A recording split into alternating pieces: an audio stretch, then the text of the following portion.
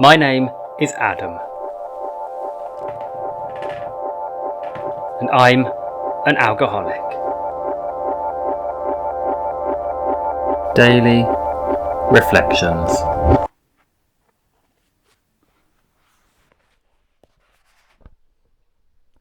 December 25th. At peace with life. Every day is a day when we must carry the vision of God's will into all of our activities.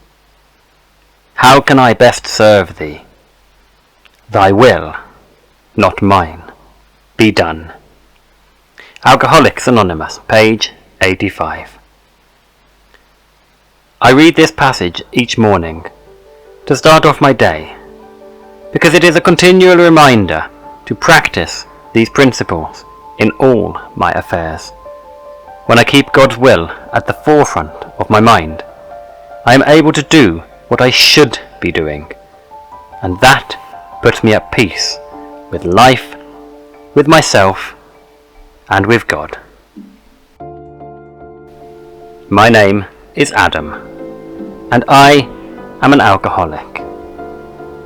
Reconciled with life. A beautiful title has been given to this reflection. There are a lot of developments on this subject. Do you know that each of us is different from each other in the structure of the ear, just like our DNA? There are no two people in the world with the same ear. So each of us hears differently. Of course it does not come from the structure of the ear. Of course you understand it. So each of us hears and processes the information that comes to us differently. All the senses have an influence on feeling.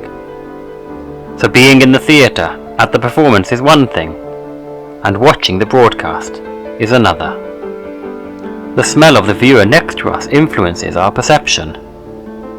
That is why it is worth washing yourself and not perfuming too much before visiting the theatre. Life is a miracle that I polluted with the stench of alcohol fumes. I remember that when I was sober, I was so happy that I didn't smell of alcohol, that I could meet someone on the street and talk to them without fear that I smelt of alcohol. For example, at 9 in the morning, or at 12, or at 2 o'clock. I even dreamed that I no longer stank. Once I went to the theatre in the evening, drunk. Someone next to me looked at me several times. I kept telling myself that it was not unusual to be out of the mood at this time, that it was perfectly normal. Also, it must have smelled like pretty good vodka. When I was still working, I got up after 5 alarms, sweating in bed until the last second, just a little more, so that I could hide under the duvet for a moment, the layer of which protected me from bloodshot eyes and a swollen face. Then stand up and go out on soft legs from home, drinking anything before starting work to keep my hands from shaking. Today, my day starts an hour earlier than an alarm clock for work. The alarm clock for work is for work, and an hour earlier is the alarm clock for God and me. When I am after my quarter of an hour of prayer, I am already after reading the Gospel. I am already after reflection, and after breakfast, after a strong coffee, and then I leave the house. Whether I smell it or not, I don't always use perfume, but I don't smell like a hangover.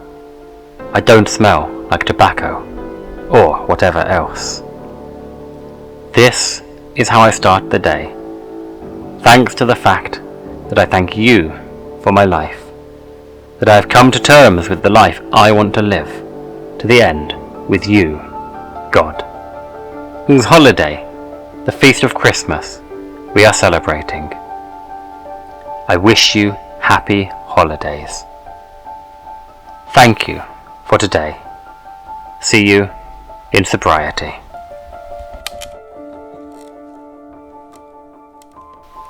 God, Grant me the serenity to accept the things I cannot change, courage to change the things I can, and wisdom to know the difference.